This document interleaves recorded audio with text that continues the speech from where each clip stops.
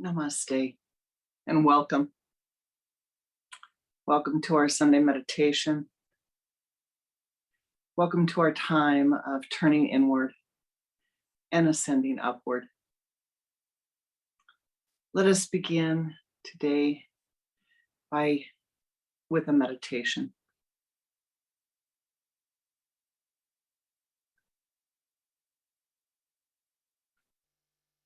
Focus your attention at the altar, or if you prefer, at the sun center, the point between your eyes. And turn your head to the left with a double exhalation. Bring your head back to the center and begin to watch your breath.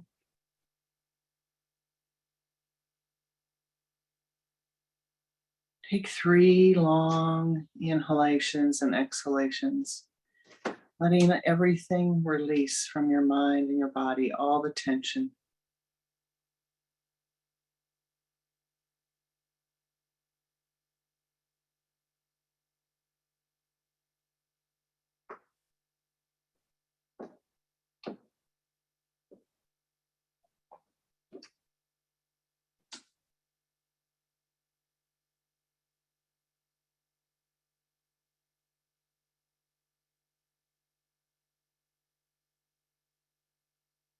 O Great Spirit, saints and sages of all times, of all places, O ye path makers of old, Namaste.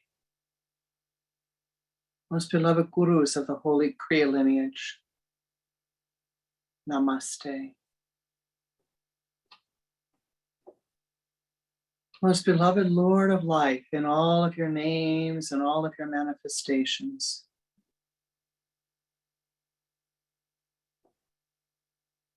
Namaste.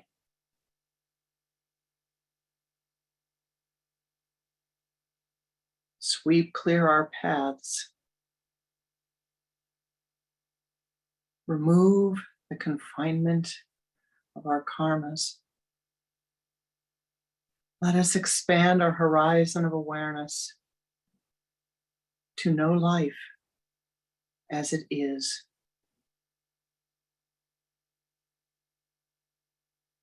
As we share this time together, most beloved powers that be, we call upon you to sweep free the cobwebs of our minds, to sweep free the confinement of our minds. O ye powers that be, may the light that thou art be reflected unto us, that we might see who and what we are.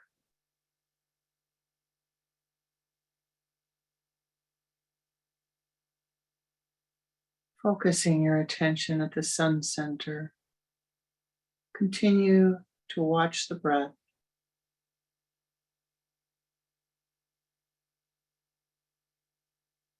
See the breath inhale and exhale.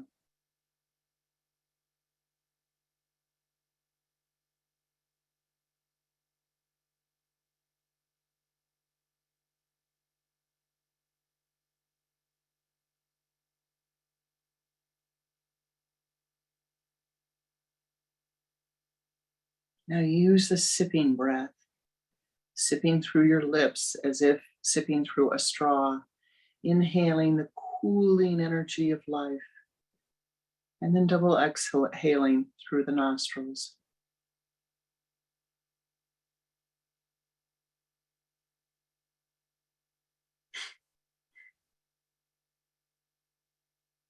Do this 3 times.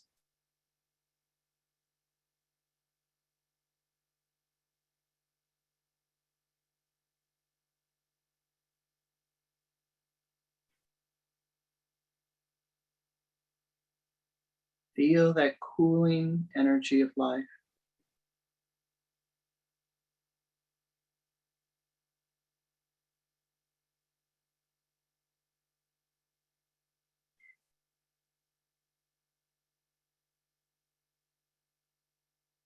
Now simply sit quietly.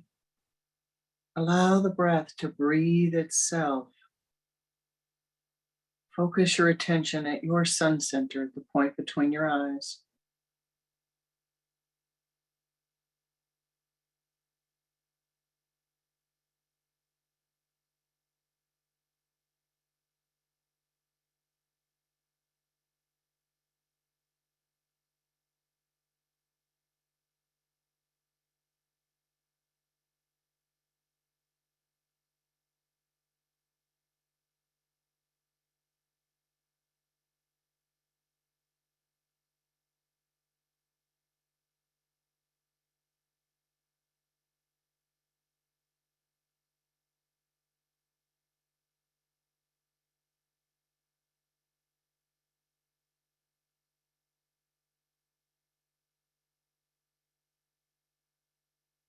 And then when you are ready,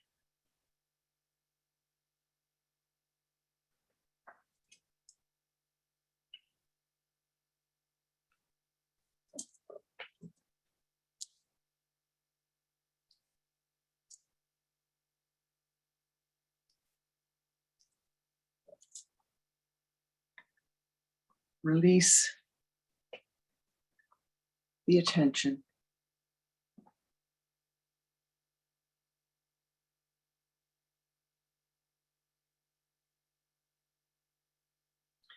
And sit either with your eyes closed or your eyes open, whichever you prefer.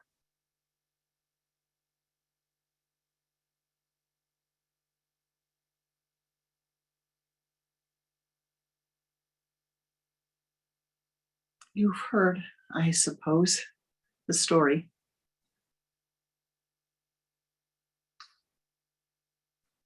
of discontent.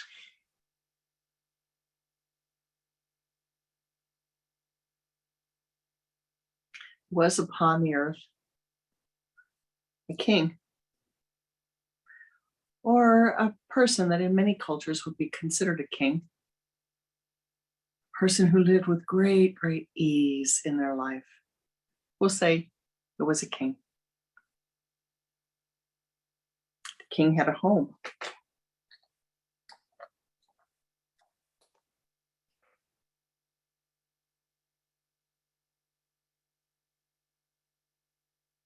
The king had a home, a roof, a system that would heat and cool, running water. All they had to do was touch a button, hot water, cold water, exactly the temperature that they wanted. Plenty of water, plenty. They had a magical box that would hold their food, keeping it just the right temperature to preserve it. They had another magical box that they could push a button and all of their dishes would be cleaned. A third magical box. They could put their clothes in, push a button, wash. Another magical box, push a button, dry. They had a magical vehicle. That vehicle was so perfect. They could get in the vehicle, and if they wished, by themselves, that vehicle would transport them from one place to another.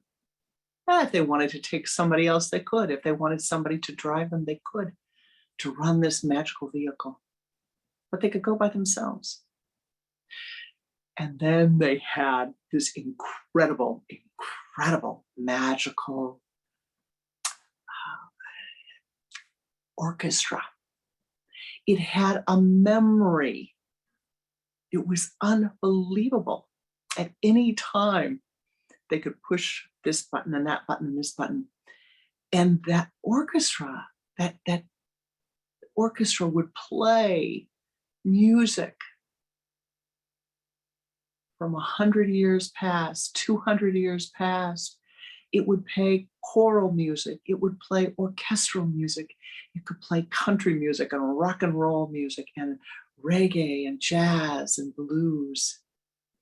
Anything its heart desired, anything the king wanted. Boom, boom. And the music would pour forth from this magical, magical, magical box.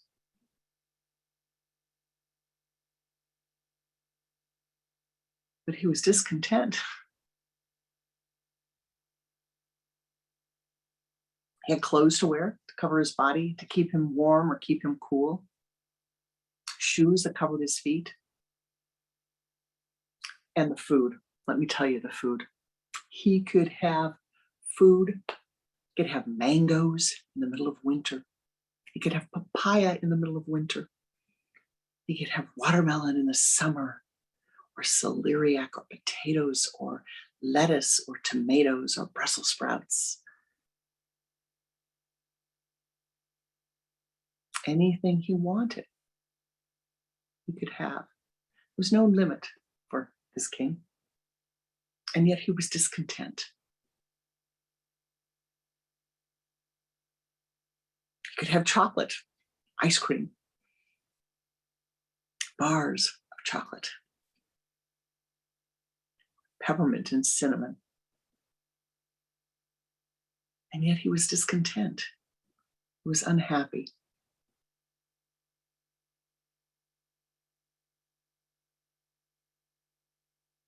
He had work that was sometimes meaningful and sometimes hard. Yet he was discontent.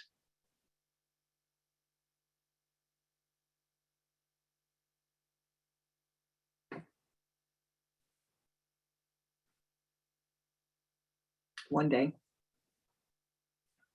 in all of his searching, he met a little yogi. He was walking down the street and he met a little yogi. He could tell the person was a yogi because they were smiling and they seemed to be happy. And they seemed to have a little bit of a glow in their skin. And there was a sense of contentment radiating from the person. And he thought, well, heavens to Betsy, what is this? How can they be so content?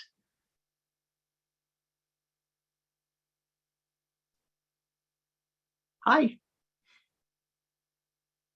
Hello, little yogi said. How are you today? How are you on this beautiful, fine day? Oh, I'm all right. It's a little bit too hot right now. You know, when it was raining yesterday and it's a little buggy out here because of that.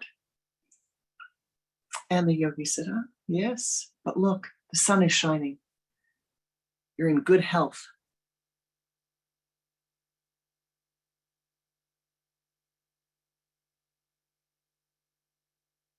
If you say so. Well, sir, what's wrong? Why are you unhappy? Well, you know, I'm not as admired as I should be. I don't feel very good about myself. I feel like I'm kind of stupid. You know, my brother went on and he became a doctor, and my sister went on and she became a lawyer. And me, I'm just walking through life. In fact, I really, you know, can't say that I have done anything worthwhile in my life.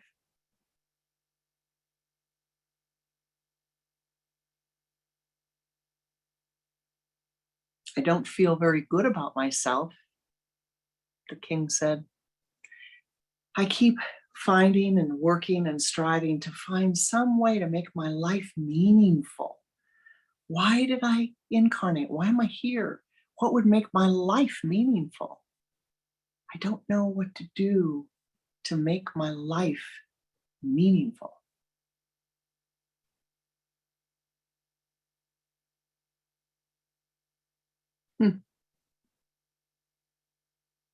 Little yogi said. What's the problem? What's the problem?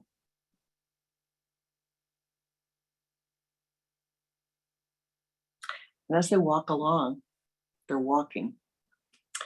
They're walking through a park, if you will, kind of a little rough as it is in India sometimes. You know, it's not very manicured.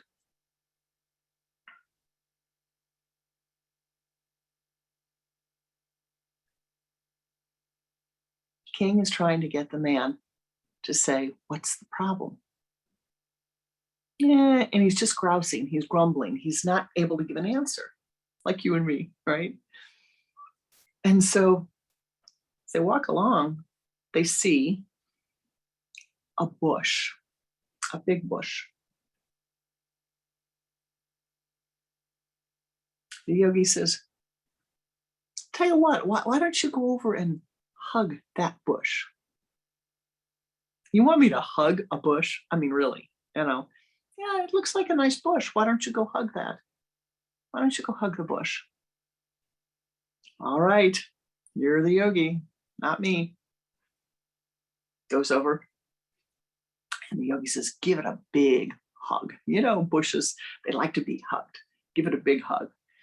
King kind of looks down and he's going, I don't think this is going to be very pleasant. I don't think this is going to be very pleasant. No. Hug it. It'll be fine. And the bush had leaves on it, nice leaves. But underneath the leaves, next to the leaves, right next to the leaves, kind of hidden. There was something special there. You know what they are. You know what it is. And the king went and hugged the bush. Oh.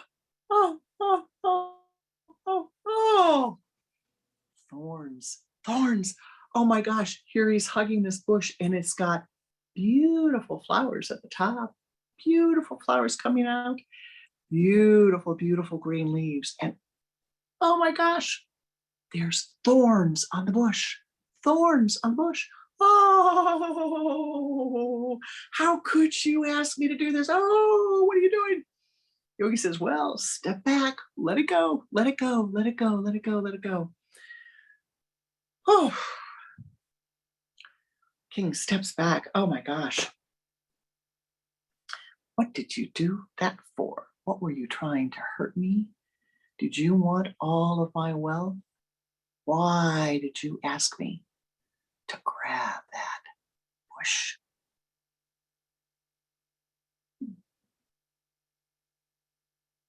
And the yogi says, well, look at that bush. Look at that bush. It is filled with beautiful flowers, beautiful leaves, but hidden every which way. Every here and there, there's a thorn. Now, what do you do if you want to enjoy the beauty of the roses? What do you do if you want to enjoy the beauty of those flowers all over that bush and the beautiful greenery all over that bush? Well, I guess if I want to take it in my house, I have to be careful so that I don't brush up against those thorns. Or I have to find a way to remove those thorns, because what happens if my children come in the room and they don't know to stay away and they hurt themselves because they grab the thorns? Good thinking, says the yogi. Good thinking. The king says, but what does this have to do with me? Well, sir, your life is like this bush. You have great abundance in your life. You have great beauty in your life. You have great ease in your life. Great ease in your life.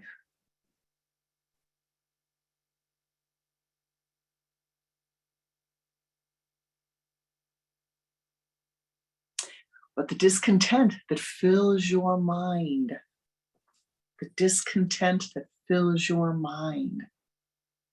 is causing you a problem. The discontent that fills your mind is the thorns upon the bush. And here is more important. You said to me, Your Majesty, If your children came into the room and they did not know the thorns were there, they would be hurt.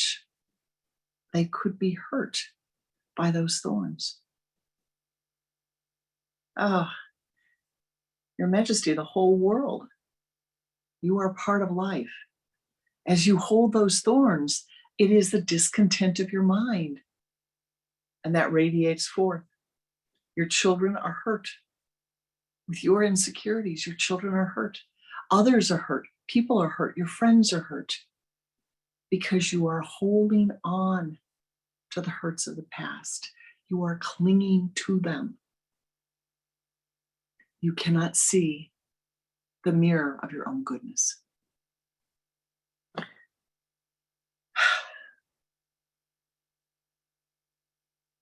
What then do I do? The king asks. What then do I do?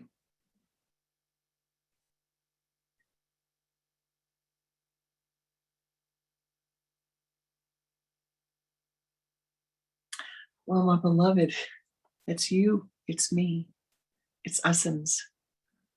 As Kriya would say, it's essence. The discontent of our lives is what causes us pain. The discontent of our lives is what spreads that pain to others. The discontent of our lives is what spreads that pain to our family, to our friends, to our loved ones, to all of those who we meet, and mystically, most important, to all of life. And so you must get rid of these thorns that live within your consciousness. You must learn to dissolve them. You must dissolve them. But you and only you can do that. I can't dissolve them for you. God can't dissolve them for you. Guru can't dissolve them for you. Teacher can't dissolve them for you. Mother can't dissolve them. Papa can't dissolve them. Only you can dissolve them. Husband can't dissolve them. Wife can't dissolve them. And heaven knows children can't dissolve them. You and you alone can dissolve the thorns that are part of your life. You and you alone can dissolve the difficulties in your life, in your memory, in your memory. Now, memory is a very powerful influence upon your life. As Violette Leduc said, the great French author, there is no such thing as true memory. She said that true memory is the ability to see a moment in time exactly as it is, in its totality, without the filters of your mind. All right, how easy is that? Take just 1 minute and look around you.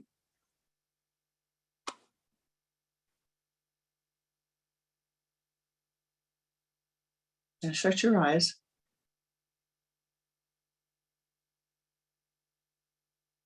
What do you remember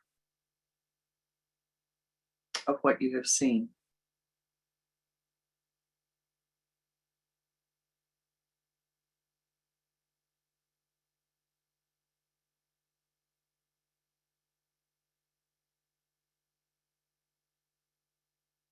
Now open your eyes, if you will,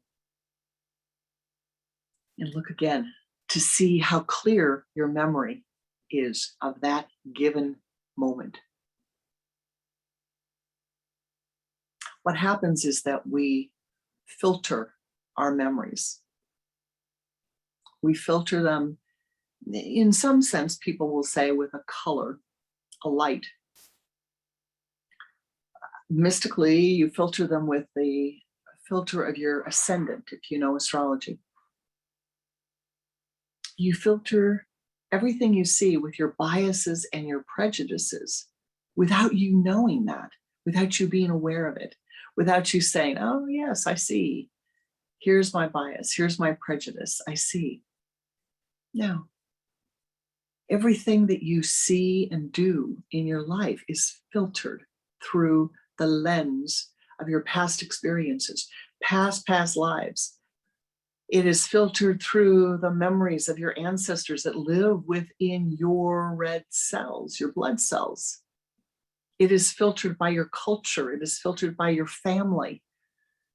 It is filtered by all of your life experiences. And thus, you need to be able to neutralize those negative, confining experiences.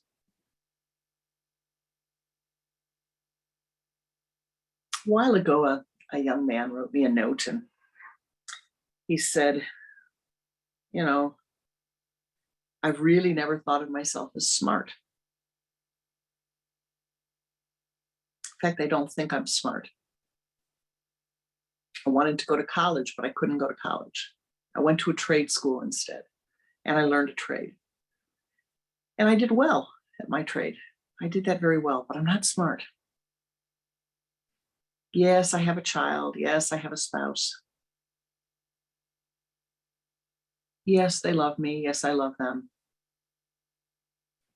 But I've always felt I wasn't smart. And so I don't feel good enough.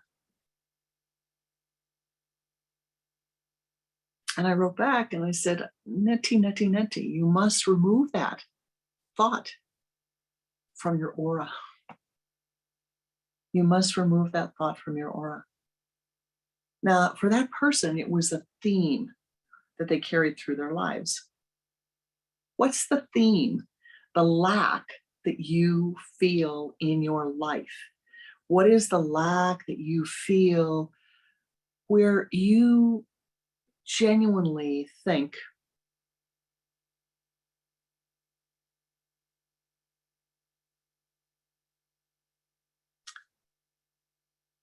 I'm not good enough.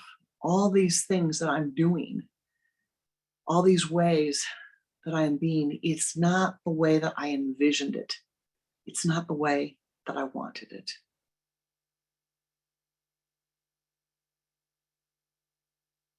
You know, 40 years ago, this hair on my head was thick, dark, dark, dark, dark, dark brown, long. I guess 50 years ago, it was really dark, long. And the first color of platinum started to come through 50 years ago. And I thought, oh, that's pretty. There's the first one, you know. Never dreaming that 50 years in time would pass, a very short blink of time, and this would change. And there would still be a little bit of darkness there, but it would change. It would change. As Swami Mayananda Mahaswami used to say frequently, she'd look down at her body and say, I never thought this would happen to me. Now, you know, the change in life in the body, you get really excited when you're 6 and 7 and you can hardly wait to be 10. And when you're 12, you can hardly wait to really be a teenager. I have a dear friend who just turned 15 and oh my goodness, she is like so excited. She's 15. One more year, she's going to be 16. One more year, she's going to be able to learn to drive. And her sister is going to be 17 and she's already begun to drive. And she can hardly wait till she's 21. But at some time, that enthusiasm for the change begins to wane. At some time, it begins to change. And at some time, the enthusiasm of the youth, the happiness of the youth, the acceptance of the youth begins to change. And you pick up these thought forms that you carry with you through your life.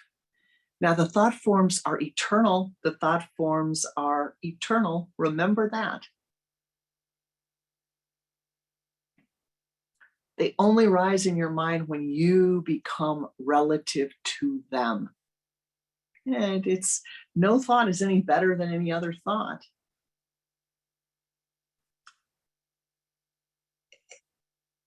Some are heavy, some are light, some are confining, really confining, and some are very expansive.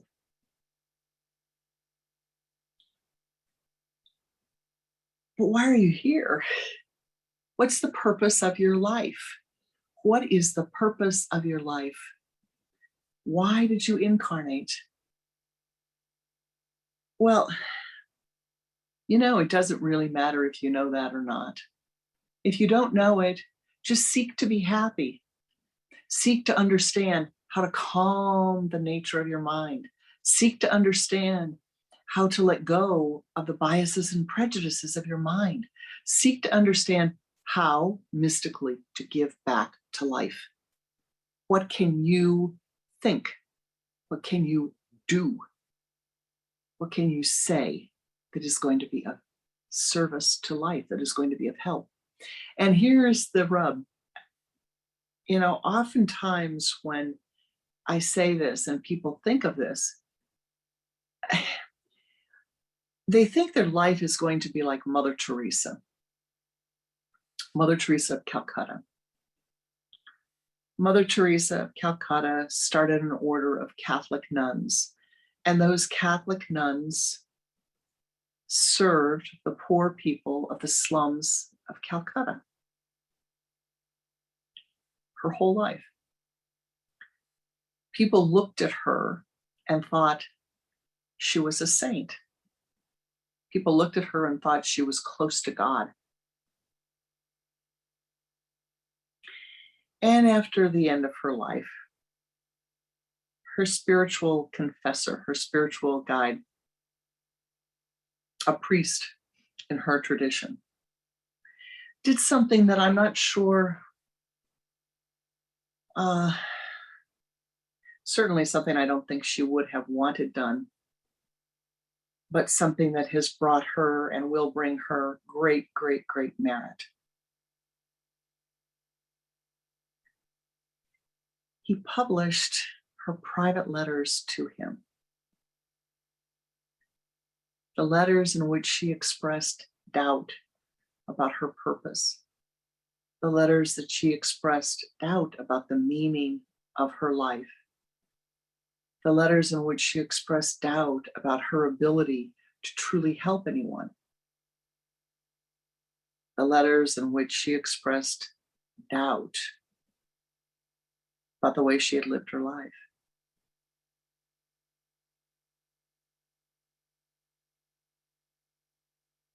There is a story that is told of the time that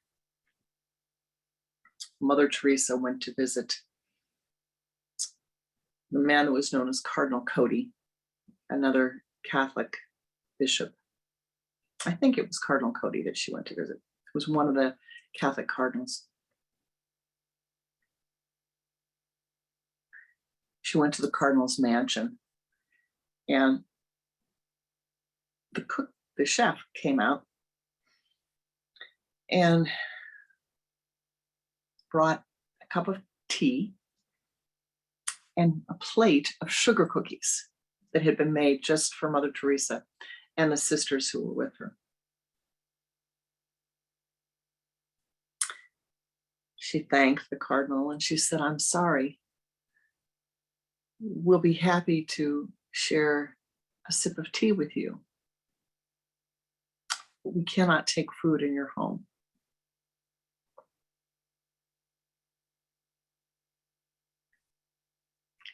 He says, "They're good cookies. They're really good cookies. I tell you, they're the best sugar cookies."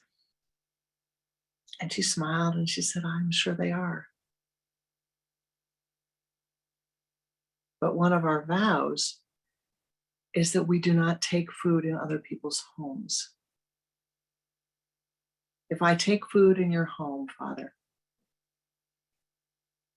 I'm saying you're different than all the other people whose homes I visit. I cannot take food in the home of the people that I see in Calcutta, for they will be offering me many times their meal, the meal for their children, perhaps their food for 2 or 3 days. I cannot eat in their home.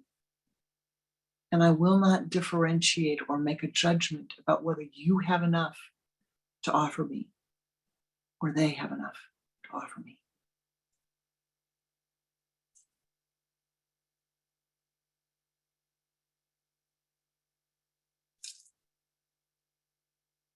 So I can't eat the sugar cookies. And he says, he bows to her in his own way and says, how about if we wrap them up to go? Would you take a sugar cookie to go? She kind of laughed a little bit and said, I think we could probably take a sugar cookie to go. That would be fine. It's not breaking our vows to take that gift. Now, here's a soul who has made vows to be of service and has offered her life and kept those vows and really helped the neediest of the needy people, the people who were really, really, really sick, who didn't have a house, who didn't have running water, who don't have shoes, who don't have clothes, who have one pair of clothes that they wear all the time, people who don't have enough food, people who live in great material poverty. And she gave and gave and gave and gave and gave. And yet she felt a lack. This is a person who received a Nobel Peace Prize for her work among the poor. And yet she felt a lack. This was a person who, in anyone's eyes, you could look at and say, they have done so much good for so many, many, many souls. Read her letters. She questioned, she felt a lack. She too felt question about what she was doing, whether she was doing enough, how she was doing it, and whether she was worthy. We must let go of those thorns in our consciousness. You must dissolve them away, and you must make a part of your life, your daily practice, focused on letting that go. You have these just like she has them, just like I have them. And so how do you begin? Well,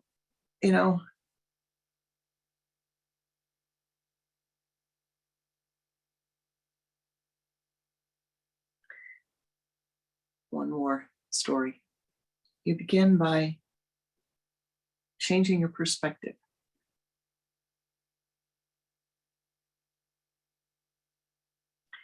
A few years ago, 20 or so, there was a very well-known Jyotish astrologer, Vedic astrologer, who was visiting some Swami friends of mine, very close friends. And they said, you need to have an astrology reading with him. I said, okay, fine. And I went there and made arrangements to have the reading.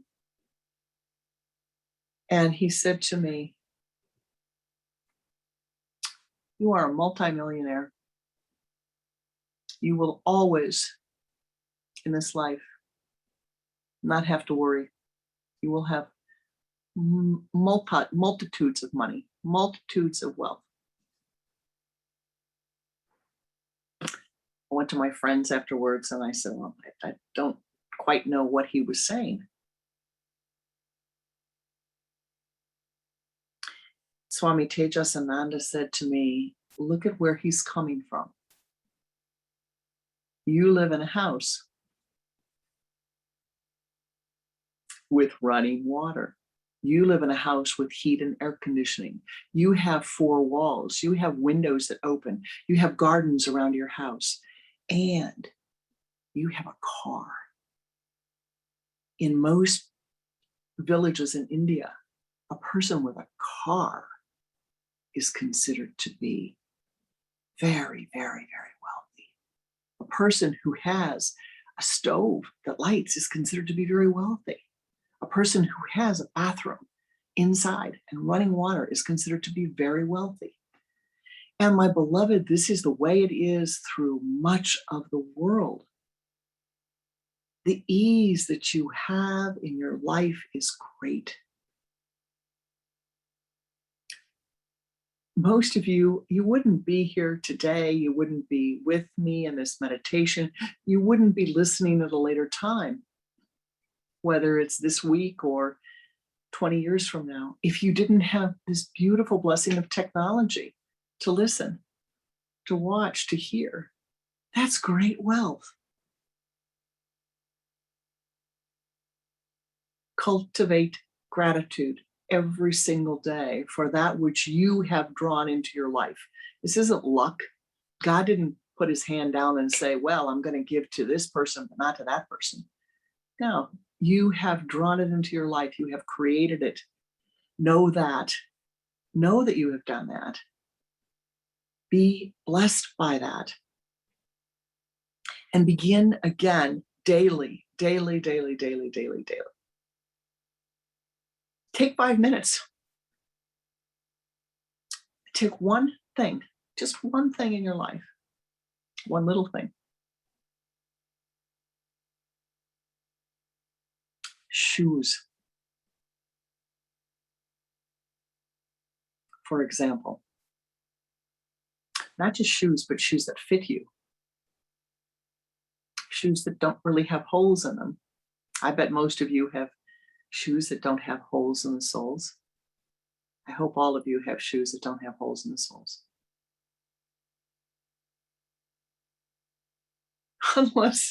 Unless you've worn them down because you've liked them so much.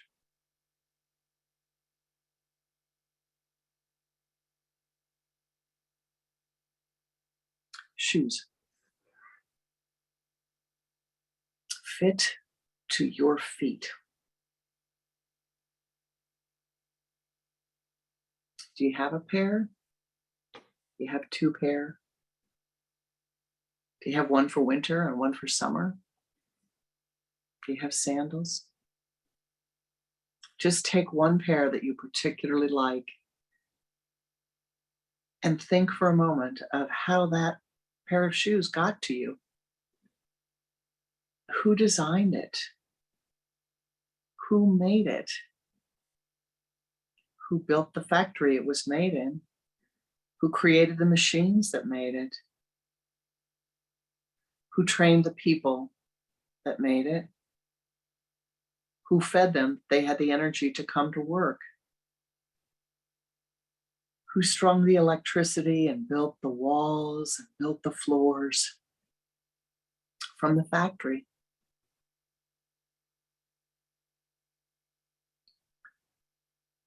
Who built the trucks? Who designed the trucks, the trains, the airplanes that got them to the ships, that got them from their point of being made to the land that you are living in, wherever that is? Who built the roads upon which that merchandise traveled? Your single pair of shoes and the trucks that carried them. Who built the store that you got the shoes in, whether it was online or whether it was a physical store? Who built that? Who designed it? Who staffed it? Who helped you when you walked in? Who created the form of financial exchange that you had to be able to get those shoes that fit you so perfectly, that you wear every day to keep your feet warm, to keep your feet cool, to keep your feet protected? What an amazing connectivity to life your shoes have to bring you that source of comfort. They're not too big for you. They're not too small for you. They cover your feet. Feel gratitude. Feel gratitude for this. One thing a day. That's all I'm saying. Pick one thing a day to feel a kakasama day. Because of you, because of all of you, I am well. Because of you, I am part of life. I don't know how to make shoes. I don't have the capability of doing that. And if I did, I'm sure they wouldn't be very pretty or very nice. I'm saying pick one thing a day that has been helpful in your life, that makes your life better.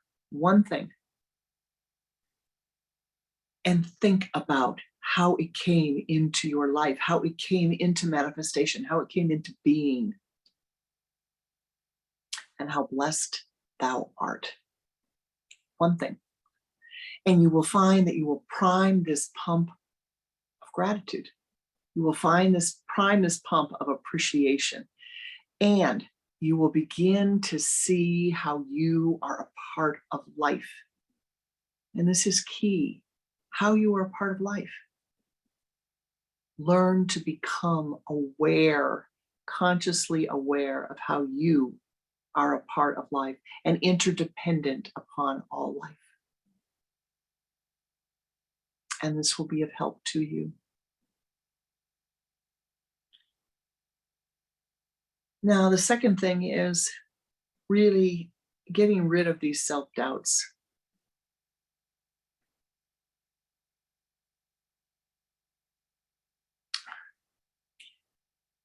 Oh, they're just thoughts. The self-doubts, the self-criticism, it's just a thought. You don't have to like it. You don't have to become attached to it. You don't have to give it priority. Why don't you say instead, well, I made a difference yesterday. I did such and such. Don't go telling everybody, okay? Don't go posting it on Facebook. Tell yourself. Hold it to yourself. Did you think a kind thought? Did you offer a prayer? Did you write to somebody who's in need? Did you let somebody go in front of you in line at the grocery store or in front of you on the street? Did you call an elderly person who might be lonely, or send a note to somebody who's lonely or somebody who's sick? Did you offer a piece of fruit mentally? Did you fast a little, sleep fast or food fast? Or when you are studying your sacred texts, did you offer that to someone other than yourself? Did you take the book and say,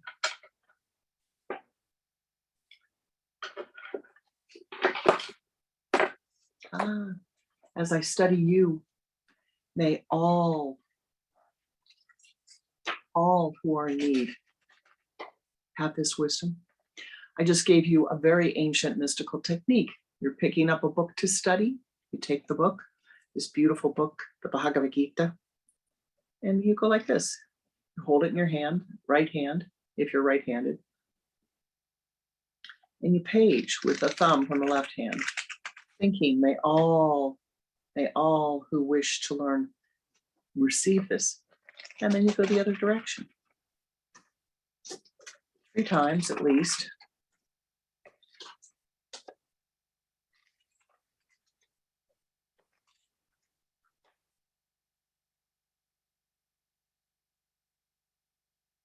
Hold the book between your hands in a namaste. Raise it to your sun center, raise it to your heart, and place it down. And continue your studies. And you're no longer studying just for yourself, you're studying for all. That everything you do, every piece of wisdom that you gain, every piece of joy that comes into your life, that it be shared. There is enough. There's no limit, there's enough. You can share the wisdom here. You don't have to gain it just for yourself. Share it with others and dissolve away the pain of the past. Step back from the pain of the past. The mind goes to something I lost, something I'm unhappy about. Let it go. Dissolve the iron gate at your heart. Dissolve the iron gate at your Mercury chakra. Dissolve the iron gate at your Mars chakra. Allow your chi, your blessings, your energy to pour forth to all of life. These simple things I've given you today, very, very simple. The conscious practice of gratitude, of okaka-sama day, more than I am grateful for this, but saying I am grateful for all that made this possible. If I were to spend time looking at the Sangha that I am sitting in, this beautiful, beautiful room in the ashram that I'm sitting in to talk to you, I would be here 5 hours thinking of the people who have made it possible for me to come here, to be with you today, maybe longer than that. So pick one thing, but realize you're not alone here. You are worthy and you are a part of life, so feed it. You don't have to be Mother Teresa of Calcutta. You don't have to be taking care of the poor physically. You can feed by sharing the bounty of your life with others, by sharing it with your thoughts, with your words, with your kindness, with your compassion. Share it and see the lack that is within others and feed that. If you feel a lack, see that in others and fill it. I know somebody who says, I'm not smart. Well, golly, what can I do to make myself feel smart? And then go do it. Remember the man who came to Kriyananda wanting the mantra for wealth. Kriyananda, I want to be wealthy. Would you give me a mantra? Okay, sure. But let me ask you, what does it mean to you? How much money is wealth? Oh, I haven't really thought about it, but probably $100, that would be wealthy. Okay. Do you know anybody who has $100? Yeah, I do. Have you gone to them to ask them how they got the $100? Have you gone to the library and studied how to gain wealth?